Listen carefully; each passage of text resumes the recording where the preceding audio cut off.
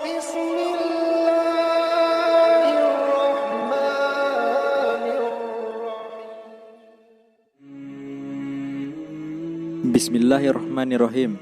Assalamualaikum warahmatullahi wabarakatuh.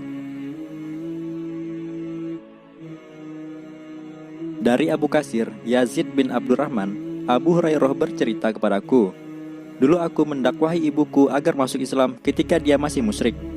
Suatu hari aku mendakwahinya, namun dia malah mendengarkan kepadaku cacian kepada Rasulullah SAW yang tentu merupakan kalimat-kalimat yang tidak kusukai untuk kudengar.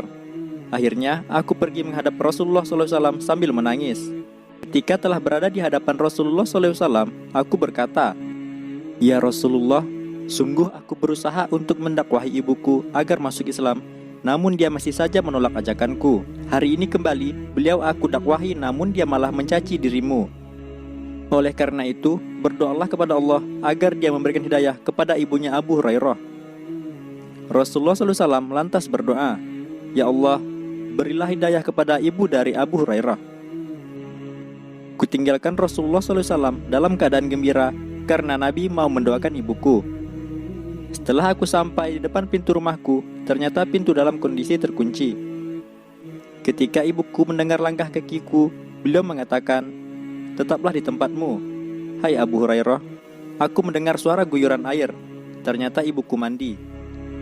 Setelah selesai mandi, beliau memakai jubahnya dan segera mengambil kerudungnya, lantas membukakan pintu.